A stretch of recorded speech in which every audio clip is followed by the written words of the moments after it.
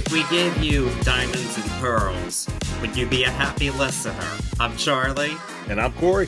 And today, we are going to be discussing Prince and the New Power Generation's 1991 album, Diamonds and Pearls.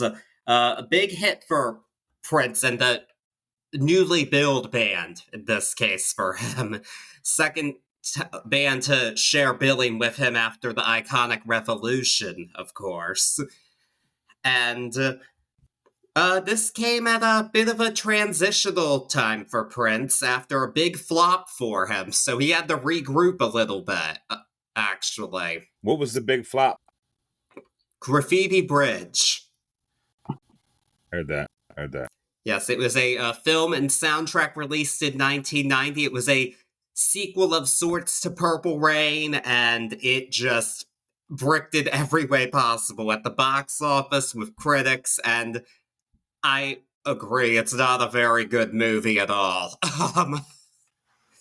And the soundtrack stalled out at gold for him, and it wasn't Prince's first underperformance, but it was the one that perhaps stung the hardest, particularly as he was entering a new decade, the 1990s, and music was beginning to change, particularly with the emergence of hip-hop, and I'm gonna have it be said right now that Prince was not a hip-hop person. He was a musician at heart.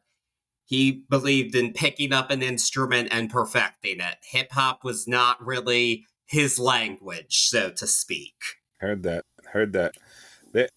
I'm not getting too far ahead of ourselves, but, you know, there is elements of, I guess you would call hip-hop inside of here, but only to the point where, like, you would call CNC Music Factory hip-hop, in my opinion.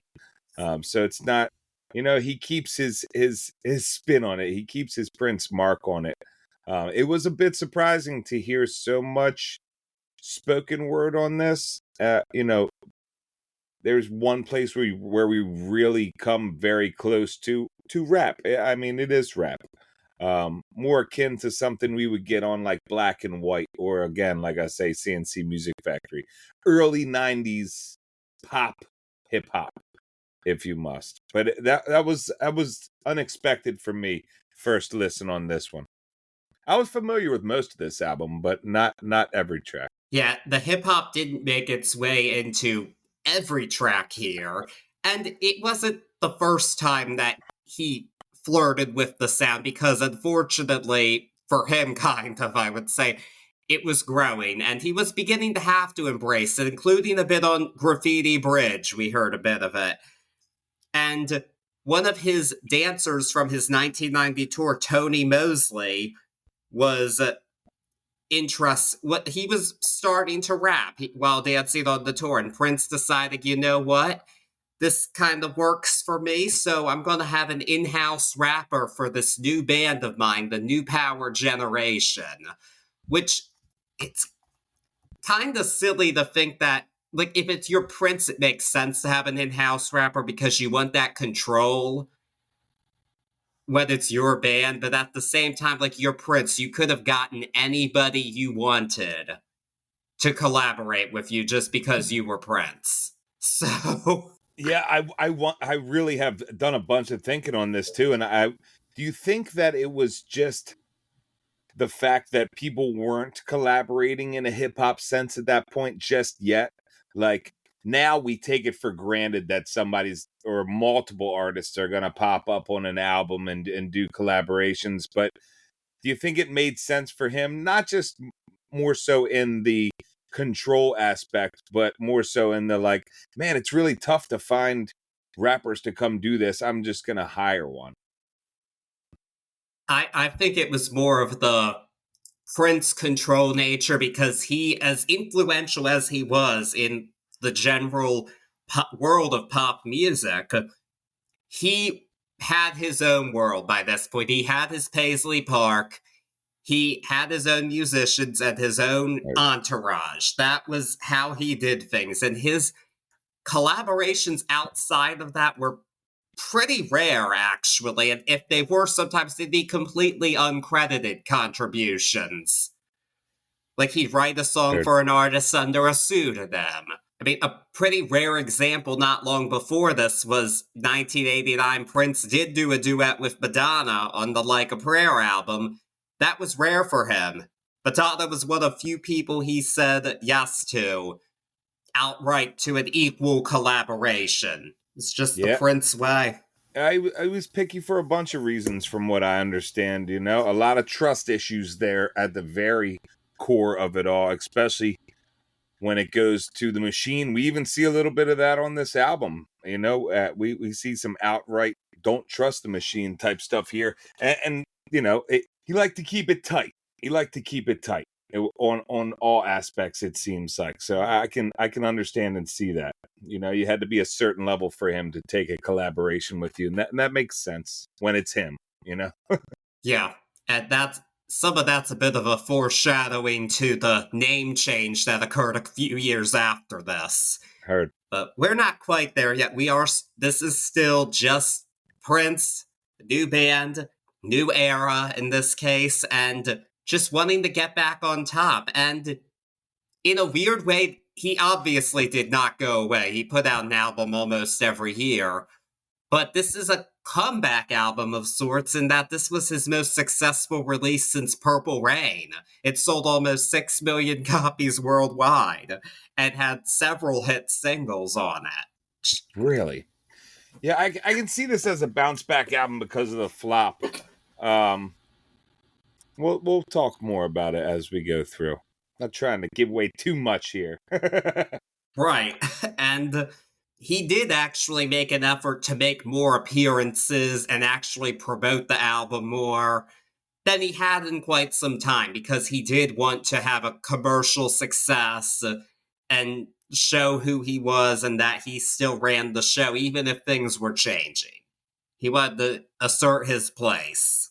You're stalled on my screen if you can hear me. No, I'm not speaking. No, but like your image was stalled too, so I wasn't sure if it was the sound and everything. No, okay, we're still good here. I'm just getting... Yeah. All right. So yes, we've got a comeback of... Give me a second here. I'm still... No worries. All right. Here we go. So yeah, big comeback of sorts for Prince, even though he never went away. Made it to number 3 on the Billboard 200. Did top the charts in Australia, and it ended up being certified double platinum in the US. So that was 2 million of the sales for this release. And there was only one other album after this that was billed with as Prince and the New Power Generation, even though the band of sorts stayed together until about 2013 in various incarnations. But to be clear, it changed a lot. It definitely didn't have the permanence of the Revolution. And its members weren't quite as well known, but maybe they didn't quite get that build up that the members of the Revolution did with Purple Rain, the film in particular. So as far as members go, is Sheila E. the only one that came over from Revolution, or am I wrong in thinking that Sheila E. was with him during Revolution? Sheila E. was not a part of the Revolution. Really? The band. I always thought... Okay, heard that. She was in the fold during that era, but she was not actually a member of the Revolution, and she wasn't a member of this band either. Oh, I thought she was part of this. She's just on this album? Yeah, she's on the album. I don't believe that she was part of the band. No, she was not actually a part of the formal lineup of the New Power Generation. She was most prominently in between eras for him as part of his band. Got you. So she's just always in the fold. I like it. For a while, yes. Almost for a good while in the fold, definitely. And always associated with him, because she's obviously one of the most well-known Prince associates. Agreed. And with that being said, I'm ready to dive into this bad boy. Let's do what we do here, go track by track through Diamonds and Pearls, because there's always a lot to discuss with a Prince album. Always a lot going on. Yeah, let's get at it. So Diamonds and Pearls begins with Thunder, which according to the book Prince All the Songs was written after the launch of Operation Desert Storm, and it's got some Middle Eastern influences in it as a result of that. And this is a almost 6-minute track for our opener, and it's got a lot of classic Prince funk in addition to those Middle Eastern elements, and it doesn't lag for a second. It's a really solid opener. It's got multiple parts to it, but it's a really neat song with a lot of layers. My fonder memory of sorts is when I was in college, I had a party at my place because, that's what you do when you're in college. And one of the guys there did request to put this song on. It's like, okay, yes, we'll do that. And it's goes to show it's a very cool Prince deep cut of sorts. It was a single in the UK and Ireland. It made it to number 28 in the UK and number 3 in Ireland. So one of his biggest hits there, even though it wasn't a single in the US. And it's just an underrated deep cut despite that single release. And there's also an 11-minute ballet version of it. So, because always different versions of songs when it comes to Prince. Speaking of different versions, different takes on what this is actually about, too. I'd loved reading about how they could possibly be about a bad ecstasy trip the night he decided to shelve the Black Album, which I thought was a pretty wild take. I don't know if that's the actual consensus, if that's the main consensus of what the song is based on, but it's cool to listen to it and try to piece together lyrics as far as that goes as well. Yeah, there is a lot of spirituality in this song. One writer even described this as Christian rock, which I would not call it, but a lot of Prince songs have spirituality as an element of them, and there's a lot of that in this song. And the Black Album was, I think, kind of thought to be demonic of sorts. That's why Prince pulled it from release, because it was so raunchy.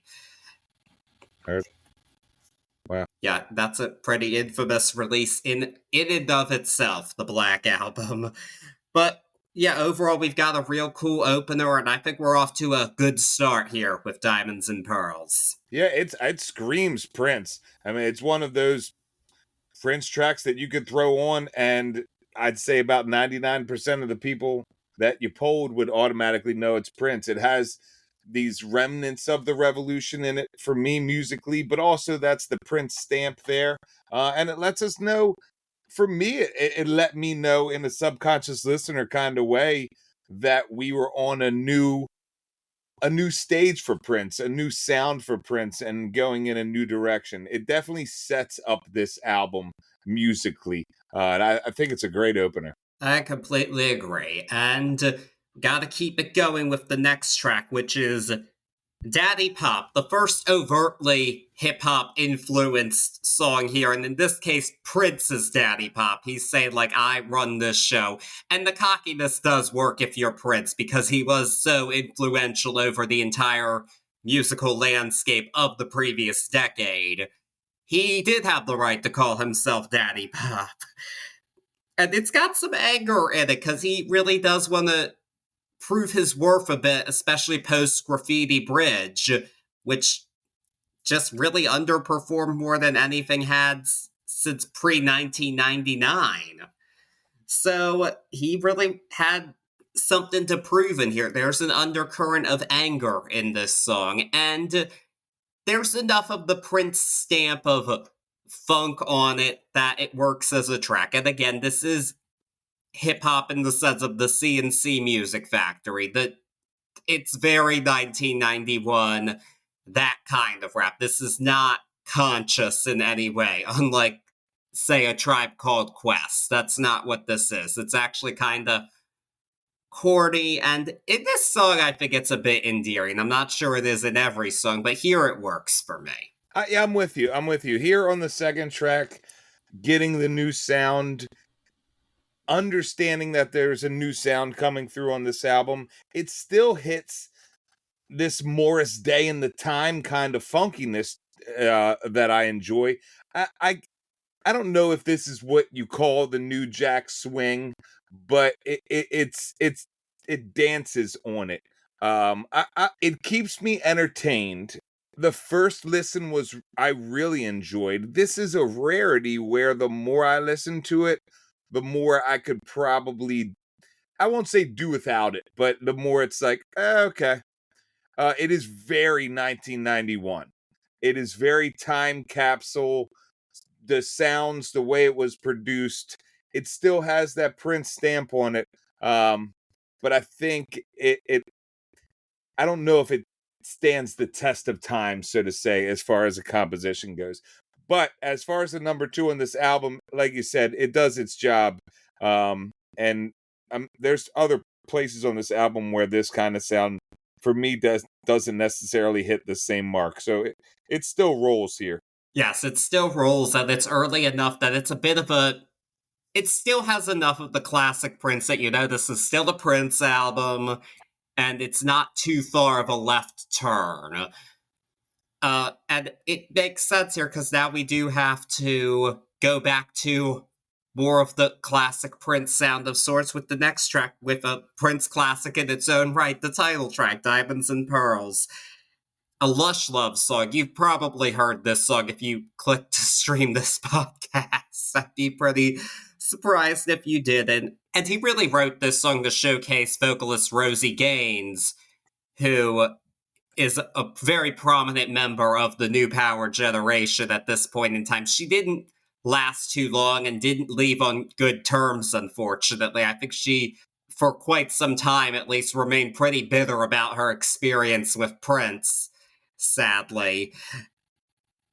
And it's a shame because this is one of Prince's best singles. This was deserving of its success. I mean, the production on it's immaculate, just all the little twinkles added to it. It really does sound like Diamonds and Pearls. It's a very romantic song, and it was a huge hit. It made it all the way to number 3 on the Hot 100, only number 25 in the UK, which is kind of weird, but okay.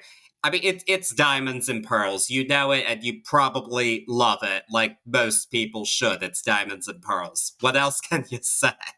Yeah, first time in a long time, it's been almost impossible for me to take myself outside of this song and do like a first listen take on it. Just that first little intro riff, like do do do do do, it puts me in a place automatically, and I love that. This is one of the, in my opinion, this is one of the Prince songs in his multitude, in his giant catalog, that is up there when you want to hear exactly how much of a genius composer and artist and producer that he is. This is the total package Prince here. This isn't necessarily what you go to for Prince funk or Prince avant-garde sound, but this one straightforward is so perfect. There's you were talking about the flourishes and whatnot, but this whole entire piece is so, in my opinion, impossible to find a flaw in.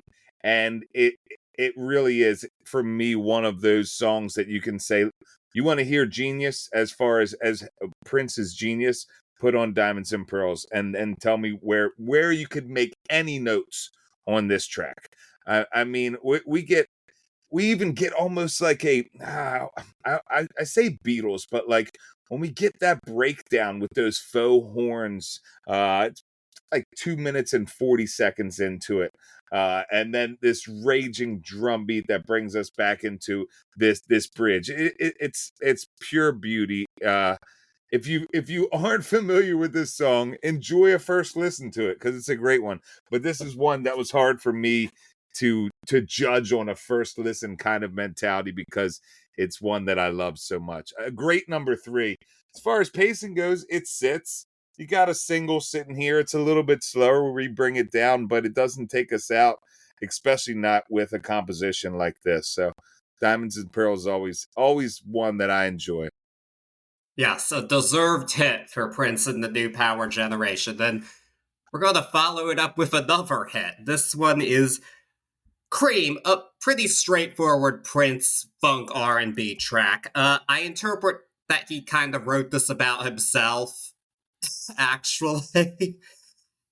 This song is kind of to me, and I don't mean this in a bad way, it's kind of Prince on autopilot. This is Prince writing a hit, and the hit that he got, this is actually his fifth and final chart topper, which is kind of crazy. Just out of all the songs, this is one of the five that made it to the top of the charts, considering the songs that it's like Cream was number one, but Raspberry Beret was not. Really?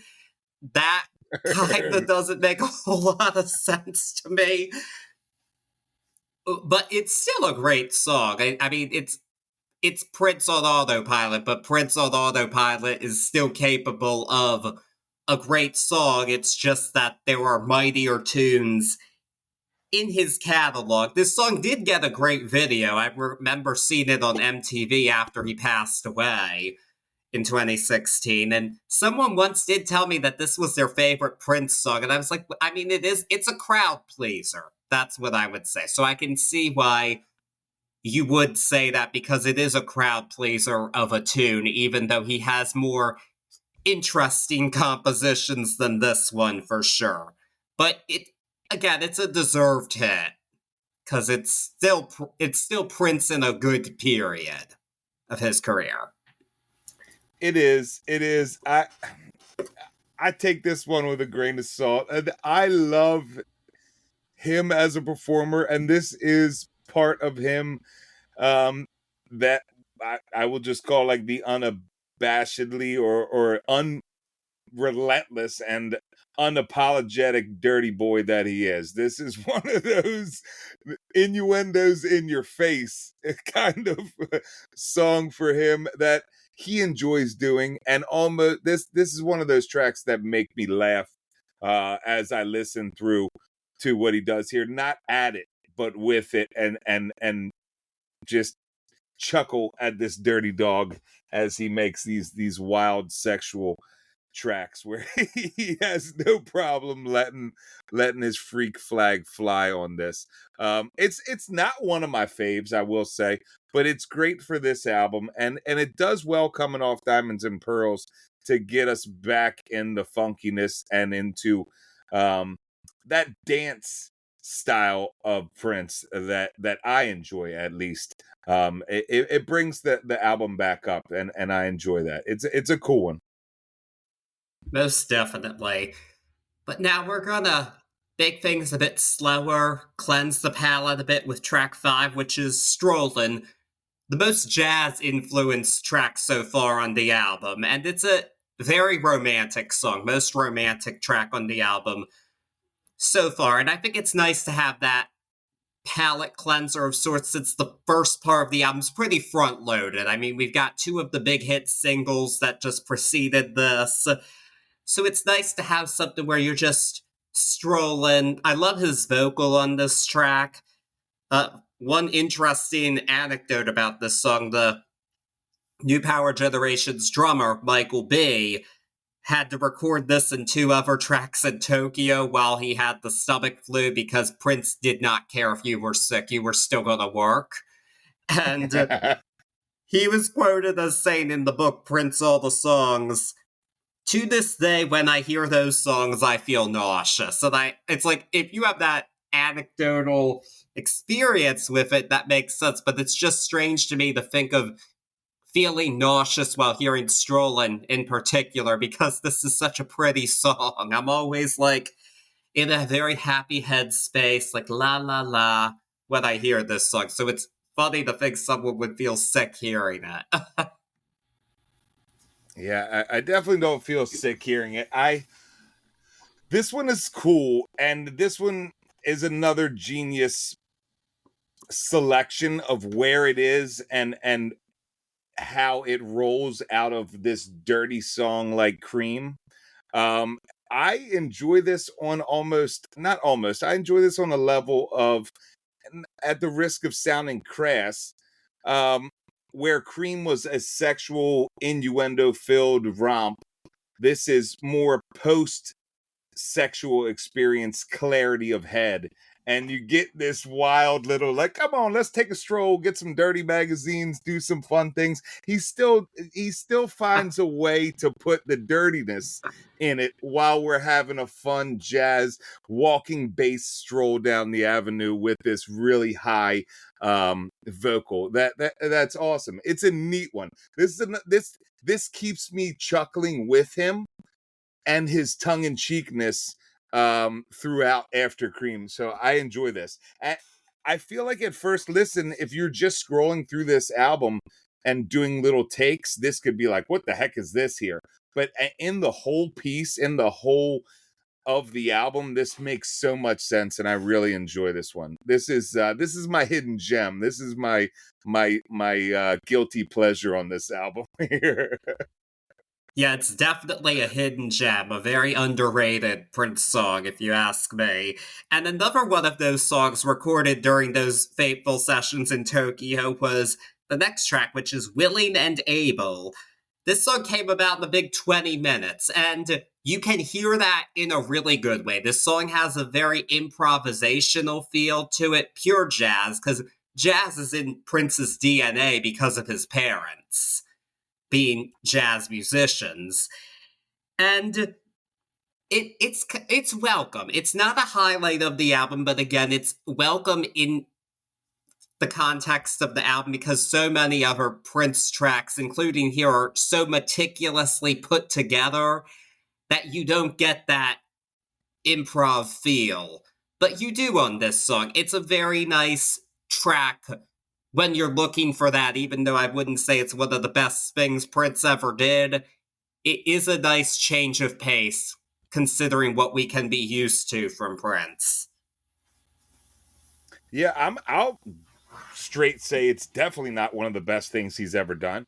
I don't in any way hate it, but I will go out on, not necessarily out on a limb, but I will say if it wasn't Prince and it wasn't someone that could meticulously produce a track and be able to handle this song could have easily fell flat on its face, especially at the 5-minute mark in my position and in my opinion.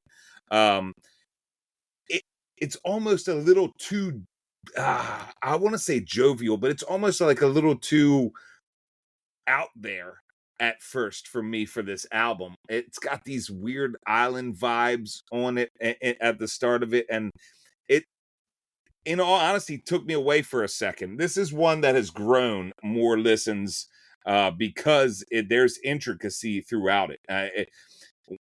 I almost feel a little bit silly looking back now because it's like, what was I thinking? Well, first listen, I was really put off by this song, and now it's like, of course, it's if Prince is putting a 5-minute track on an album, it's there for a reason, and there's intricacies in it, but definitely not my favorite that he's ever done in any means. Again, first listen, this one sort of takes me out of the album. It's a grower for me, so it's tough. It's tough. This one is definitely not my fave. Yeah, I mean, it's probably not even like the top 100 Prince songs, but I do think that the next song is track 7, Get Off. Get is spelled with 2 T's, and this song was created because the label said, well, if you want a hip-hop song, you need something that'll actually appeal to that audience. And so Prince, in a weekend, created Get Off. It replaced the track Horny Pony on the album, which ended up being the song's B-side. And it's very, like, hip-hop. He's got a lot of call and response with both Tony M and Rosie Gaines, and Prince just has the most deadpan delivery of it. In a way, it almost sounds like he's making fun of hip-hop and of himself to an extent, because this song is raunchy in every way possible, but it's almost in a way of self-parody of the raunchiness that Prince is known for, and it's one of his funniest songs. This was the lead single, and it made it to number 21 on the Hot 100, which is, considering this is definitely too hot for radio, that's pretty good. And it did get a video that introduced the iconography of the era. I can't believe I didn't mention his dancers, Diamond and Pearl, that were side by side with him. I should have mentioned them in the intro. We've also got his Yellow Cloud guitar. This song also had a very memorable performance at the 1991 VMAs with Prince in his assless little yellow jumpsuit. I mean, it's just all and the label, yeah, very 90s and very Prince. And at one point, the label was like, "We are not making a video for this song," but of course, Prince got his way. He was that powerful to do that. And I mean, it's just a very fun, essential Prince song. It's hard to imagine the Prince discography without Get Off. Yeah, this is that Prince I was talking about back up in Cream. This is the Prince that we talk about all the time. This just unapologetic dirty boy, man. He does his thing. I really love this song. And not necessarily for the, the tongue-in-cheek, tongue-out-of-cheek take on the dirtiness here, because it's pretty in your face. Tongue in cheek is saying it lightly. It's pretty in your face, but there is genius throughout this. One of my favorite parts is it's like 223, right around there, when he says, it reminds me of something James used to say, and then he pops out some James Brown lyrics, but in the background he adds this this record needle sound, and it like, it's, you'd miss it if you weren't listening for it, but these are the small intricacies that I love about his music. These are the spice melange of what Prince does here, and it's amazing. It's amazing on a song that could easily not be taken seriously because it's so in your face sexuality wise. It ends up being another genius composition, man. When you really sit down and go back to it over and over and over again, you can just find something new every time. And that's what I love. And that's what he keeps doing. As far as on this album, this is what he's trying to find, this new sound. It's there. It reminds me of that CNC Music Factory kind of sound, or more so the black and white sound here, but it really is perfect right here on this album, and it's a great one. It's one that has made its way back into my playlist. It hasn't been there for a long time, but I'm glad that it's back. Yeah, what a tune. Get Off. Yeah. What a tune. But the question is, how do you follow a song like Get Off? It's pretty hard to. But one song has that unenviable task, and that track is Walk, Don't Walk.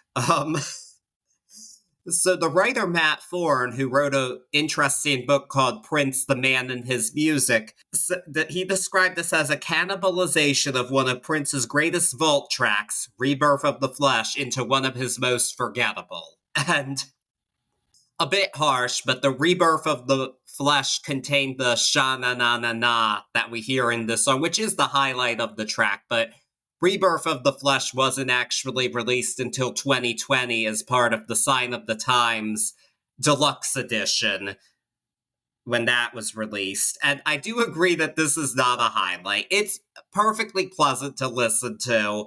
The best part does come from the other track. I mean, it is good to have a bit of a palate cleanser, I guess, after Get Off, but I do agree this is not one of the more memorable Prince tracks of all time, and it doesn't take me out of the album, but I do kind of want Prince to get back to the good stuff like Get Off and Diamonds and Pearls. Yeah, I made the mistake early on listening to this track, equating it with a Sesame Street song, and I can't get out of it now. It's so weird, man. It's so, I hate to say this because I'm talking about Prince, but like, it's really empty, and I thought it like it's empty on purpose. And I'm looking, and I get like the walk when they say walk, don't walk when they say don't walk. I get the statement that is trying to be there, but like with the car honks and everything, this is one where I think it suffers from a little bit of overproduction, which is very rare from this artist. And it ends up being like a Sesame Street song to me, and it is definitely the only real blemish on this album for me so far. Okay, I'm glad you said so far. Yeah. And I'm glad you brought up the Sesame Street thing, because Prince could write a children's song. I mean, if you reminded me Heard. of Starfish and Coffee from Sign of the Times, which is a great song, but this does not reach that level if that's what he was going for.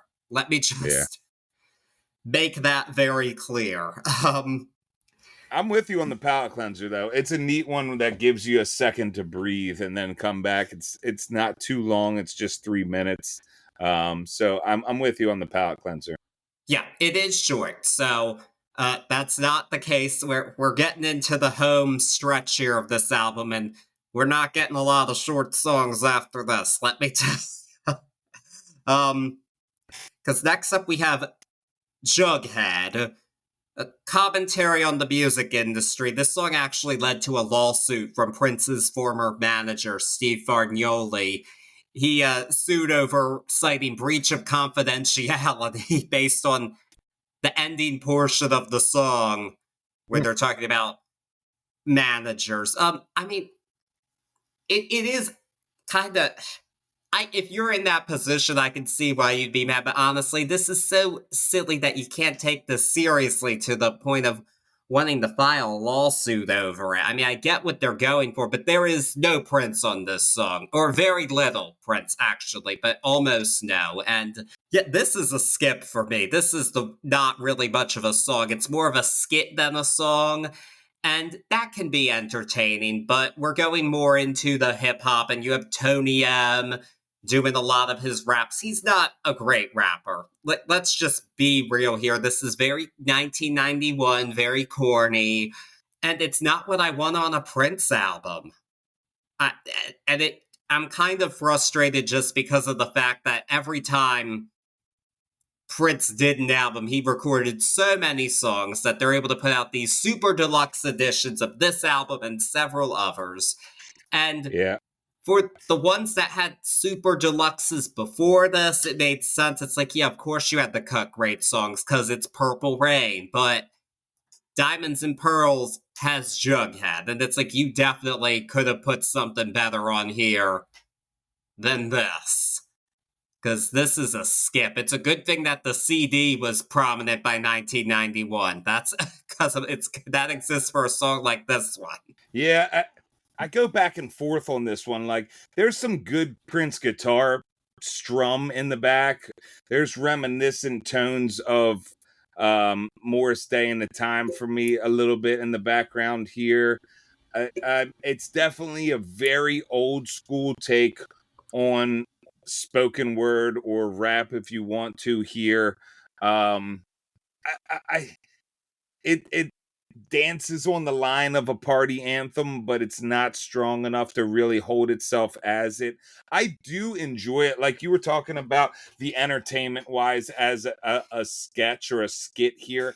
I like that. I will give it that. I always, if I end up listening to it all the way through, I always have a good time by the end. And to think that there was a defamation lawsuit attached to this is wild, because it's not. There's no names used other than Little Richard, and I feel like that would be a he said kind of lawsuit. Like, well, we had that conversation once. That's a little silly to me. Nobody said your name here. Nobody said anything. But I haven't done the reading on it. I don't know the ins and outs, but that seems silly to me.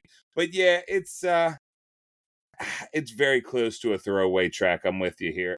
I go back and forth on it. It has some very small redeeming qualities, but most of it is not what I'm looking for when when I throw a Prince album on.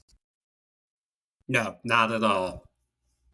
But fortunately, Prince is back in the driver's seat with the next track, which is Money Don't Matter Tonight. One of his most scathing songs lyrically, even though it's a very laid back funk song musically. It's an anti consumerism song, if you couldn't tell by the title. This did manage to be a single. It made it to 23 on the Hot 100. And it's not one of his greatest singles, but it's a good song. And it did have a video directed by Spike Lee, bringing out the big guns there. But it was called not MTV friendly, so a performance video was shot as well. And in that case, I think the video probably would have helped the message get across to a lot more people, and that probably didn't help the song too much Billboard charts wise. I think the message got lost a bit with that. But it's a good song. I would say like it's a 7 out of 10 Prince track. There's a lot better out there, but it's a good song. This was actually on the Very Best of Prince CD, which was that was my real introduction to Prince albums. That was the first Prince disc I ever got. And kind of crazy that this was on there over Delirious or Pop Life, which were much bigger hits and better songs, frankly. But I do like this song, and I do like that he juxtaposed a scathing critique along with just a very laid-back funk instrumental. It's not a very showy and in-your-face song, but I appreciate it for what it is. Yeah, I love this song, and I love it more so because of the double entendre here of the money doesn't matter or money isn't everything type of deal. More so on the fact of like money doesn't matter tonight, something that we maybe all of us have found saying to like a date or, at one point in our life, trying to show off, money doesn't matter tonight, or even, as a nice fun way to really let go. And I like how he dances on both sides of that, where it's like money didn't matter yesterday when he's talking about making sure your soul is good. So it's a neat one. I like this lyrically. I like it as a laid back tune. 7 out of 10. I like where you're at on that. It's nowhere near a bad Prince song. I don't know if it deserves to be on best of, like you said. But it does its job here. It does its job pacing wise here too, because it grounds the album for me again. And I really like that. It brings me back in when the album was starting to lose me just a little bit in the previous couple of tracks. So it's a cool one. It's a cool one. Completely agree, and I'm happy to have it here at this point. And yeah, well, I wish we were continuing in this vein, but we're kind of back to the hip hop again with the next track, which is Push, an empowerment anthem of sorts. And there is Prince on this song, at least, which we want from a album from Prince, unlike Jughead. But I think this is kind of showcasing that Prince didn't really get hip hop. Get Off worked because I think it was a satire of hip hop of sorts, because it wasn't his go to genre. He'd criticized it before. It felt more like he was using it out of an obligation to evolve with the times than genuinely wanting to learn about the art form, as much as he or the people around him may have convinced him otherwise. And I think this is just really corny and tied to its time, and it just doesn't need to be here. There definitely were better songs to have chosen from within, not just newly written for this album, but just within the vast vault that he could have reconfigured for this one, especially since I don't think this is really a concept album. This is one where you could have thrown something else in there, and these rap tracks just unfortunately kind of bog the album down a bit. Not a bit, quite a bit. Yeah, Push doesn't do anything that Jughead didn't do, and it's a bit longer. I'll even hot tea take here. This sounds like something to me, in my opinion, this sounds like something put together like after Prince passed with a bunch of sounds and recordings that they had, you know, like it just it sounds like a Prince song that someone else made to sound like a Prince song. This doesn't this doesn't hit me on the genius level the genius bar that he sets all the time. And whether it is a satirical take or just his heart's not in it or he doesn't necessarily understand it, which is mind-blowing for me to say about this artist. It just doesn't hit regardless of if it was any of those three. It doesn't do much. The only saving grace or silver lining for me on this one is that you get way more Prince than you do on Jughead. So I'll take that, I guess, but this is an empty attempt at a Prince song. Oh gosh, it's so hard for me to say that, but that's the way I feel about the old push. Well, that's the thing. It's not fair to say. I mean, I'm going to say it now. In terms of, we're talking 1991 music, Prince would have, it would have made more sense for Prince to experiment with grunge than hip hop. Because he was a rock star. Very- He was an Most definitely. instrumentalist. That Yep. was him. He was not into all this sampling and stuff. It wasn't the real him. At heart, he was a shredder. This is Yeah. not what I want from Prince. And he melded a lot of sounds beautifully, but this was one that he just couldn't really do it in this case. And that's okay, because he did change the game already. He didn't need to do this. And it's just a shame. That's really where I'm at with this. And it's a great point because if you look at both of them in this, I'll use the word inadequacy or in this not getting it mentality, he falls, in my opinion, he falls back on what he knows. He falls back on that again, that Morris Day and the Time or that Prince rhythm, that boom boom boom boom boom boom boom boom boom boom boom, just a simple jam like that because he's trying to do something new and maybe not having the toolbox for it. It just doesn't hit. No. But Prince is going to go back into his comfort zone with the next track, which is Insatiable, a classic R&B slow jam. Not the first that Prince had done, not the last that he'll do either. And this was a US single. It made it all the way to number 3 on the R&B charts, only 77 on the Hot 100. I can kind of see why this wasn't a huge hit. This is definitely a song with a target audience. You gotta like this kind of song to be into a song like Insatiable. And it's a 6.5 minute ballad. It had to be cut down quite a bit for radio, which does take away a bit because these slow jams are meant to last. They're not meant to be cut down. And again, this is another example of Fred's kind of on autopilot, but again, he's doing it well. He's letting his freak flag fly a bit with this track. And I would not put this on the level of Adore or Do Me Baby in the pantheon of great Prince slow jams, but it works well for this album because, again, it's Prince doing what he does well. He's in his wheelhouse with this track and not unsuccessfully trying something new. Yeah, at the very least, it is exactly what we know and love. At the very least, it's 100% Prince. Whether you're down for this long of a slow burn here, of a slow ballad, of a love song, of a Prince screamer.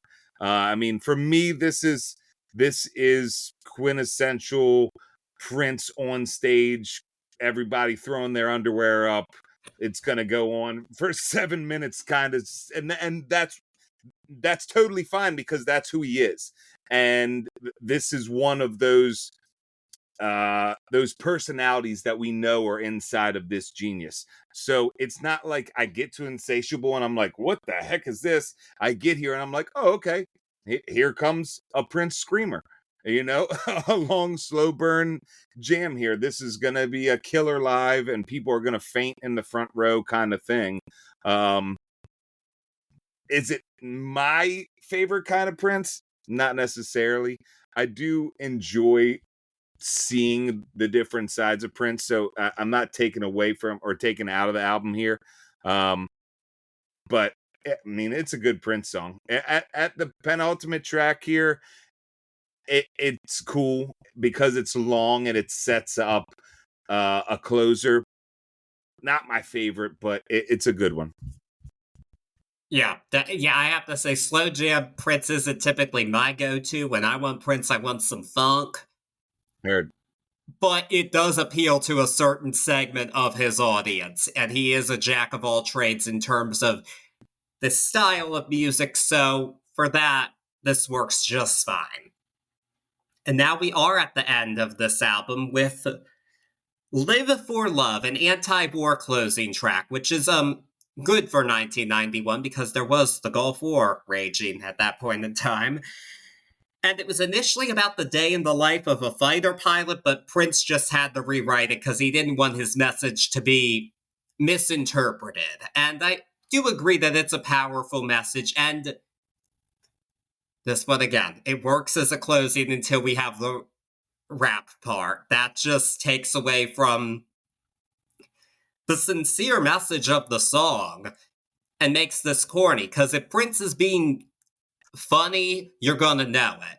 This is not a funny Prince song. He's actually saying something here and making a point, and it's taken away by this goofy rap. If you want to do an anti-war rap song, you gotta bring in somebody who writes that stuff. You gotta, like, this is what you should have called, like, Q-Tip or Chuck D or whoever. Not your in-house rapper in this particular case. I feel kind of bad ragging so much on Tony Up because he was doing a job. Let's be fair. And, but it just hasn't held up. It just hasn't. It's a shame because this had potential to be a true highlight. Without the rap parts, it would have been a highlight, but it then just goes on too long at 7 minutes, and I'm lost. Yeah, this one didn't take me out as much, and it's funny you say Chuck D because this is the closest I think he got to a Chuck D. If you're gonna, in my opinion, if you're gonna do slow, old school, elementary rap, and I say that with the highest regard, I think of Chuck D when I think of stuff like that. So this one, this verse, if you will, that was as close as I think they got to the mark on this whole album. So it didn't necessarily take me out as much as the other ones did. I like this song. We talk about going with that last track and giving us a taste of what's to come. This last track sounded a little bit more new age. It sounded a little bit more nuanced than some of the 90s heavy stuff that we got throughout the album. And I like that for it as a closer.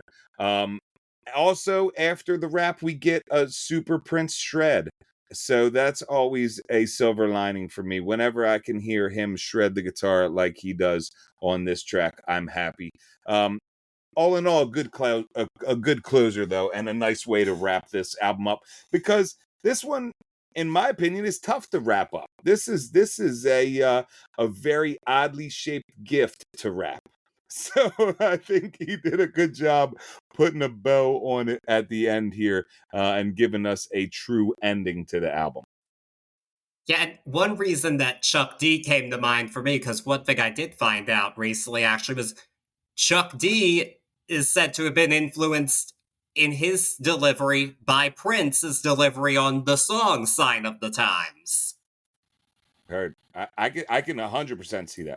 I can 100%. Too. And I mean, great way to go about things, I think, because what a great, brilliant song right there. And spoken word in that case, not rap or hip hop, but spoken word, because he could do it when he wanted to. But yeah, Diamonds and Pearls, it is an interesting, like, it is a bit of an oddly shaped gift to rap. And one of my possibly one of my favorite resources when looking at Prince is the Matt Thorne book that I mentioned. It's called Prince, the Man and His Music. It is an academic work. Prince is being analyzed as literature. Like at the section when talking about this album, he's talking about how it relates to the patriarchy. So it's definitely the work of a British academic.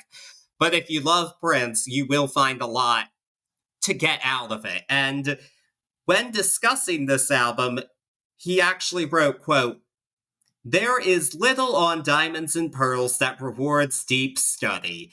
And while that sounds a bit harsh, there's kind of a point here. This did feel like a bit of a commercial effort, primarily, to bounce back after the disappointment of Graffiti Bridge. Because that wasn't just an album flopping, it was also a movie flopping. And it was supposed to be the sequel to Purple Rain, so it did sting harder than, say, Lovesexy only going gold, even though he wasn't too happy about that either.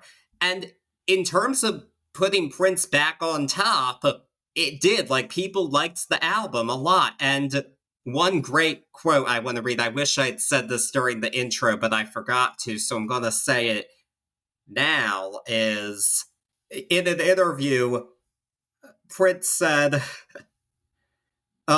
Prince was discussing that John Bon Jovi really loved the New Power Generation and asked Prince if he could record with them. And Prince said, quote, "I went, what?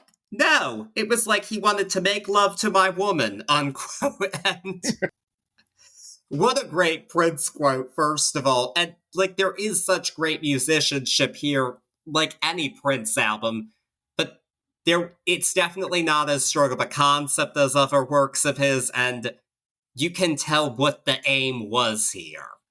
But with that being said, Corey, I want to ask what your grade what your grade is for the album. Actually, I'm so glad that we came into it like this, because my grade is based really upon that same mindset. Not knowing that you were even going to bring that up, more so going through this album and trying to dissect it, especially on a Prince level, I kept coming to, I guess you could say, the realization, or I kept coming to the end point of like, it's good. It's there. It's there. And like, it seemed like an album that was made just to be like, I told you I still can do this. And it sang like that. There are pieces of this album that, like I said, have genius inside them. But it almost is a 50-50 of songs that really feel like Prince songs to songs that feel like, all right, you got that out, we're all still here with it for you. For me, that really puts this album at a B, and it's wild to give a Prince a B, but Diamonds and Pearls for me gets a B, and it almost got a C plus, so I'm going up to B. Yeah, I can't give this less than a B, because of the fact that I do think the highs are that high. Like, there's no denying songs like Cream or Diamonds and Pearls, Get Off. Like, you cannot deny those. This is a mini blockbuster of an album, and I have so much respect for it for that. And the best songs here are ones that I've been coming back to for a very long time and will continue to come back to. But the hip-hop parts of it just do drag it down to the B for me, and it's just a shame, kind of, because this could have been an even stronger album than it was. And it is better than quite a bit of what came after it. I'll say that. Yeah. But it's also, what this artist was capable of. Like, he was capable of creating 10 out of 10 albums. He did several of them before. And at a certain point, I guess you just can't top yourself, even if you keep going. But this album did what it had to do, and I do love that it gave Prince a great moment in the early 90s before the name change, and to continue to show the world that he was that guy and he could do it. Agreed. And what's your favorite song on the album?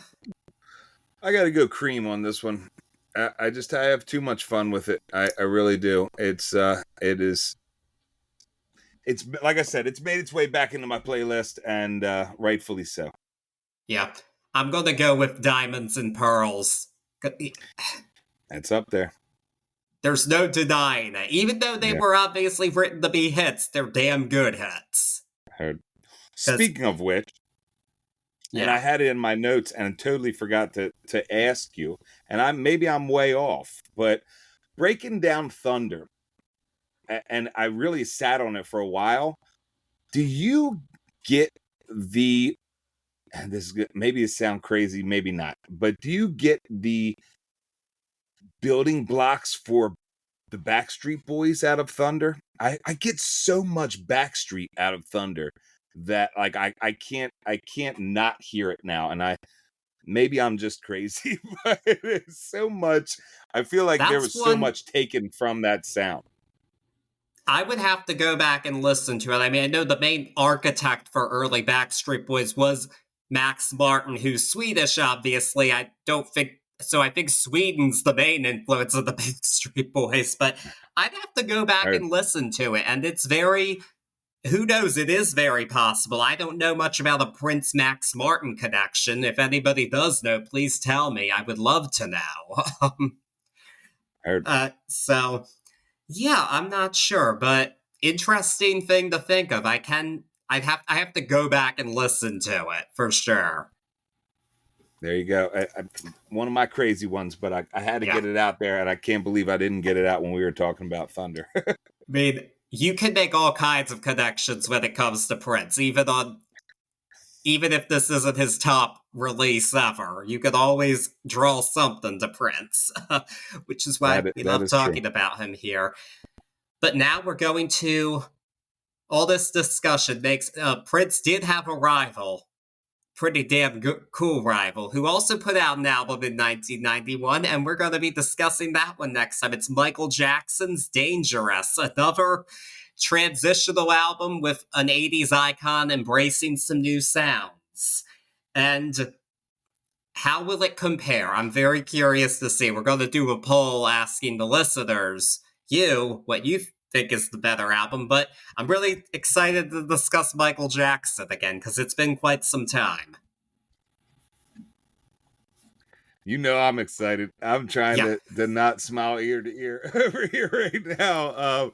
It's going to be a good one. It's going to be really cool. I never realized how much correlation between the two. Not any spoilers here, but there's definitely going to be some awesome talking points as far as the musicality of both albums, and especially with these rivals, because they definitely did not like each other. No. But it's one of the most entertaining music rivalries, actually. Agreed. And they're both titans in their own right. So, really looking forward to that. Of course, follow us wherever you're listening and on social media. And we hope that you remember the time to listen to the next episode.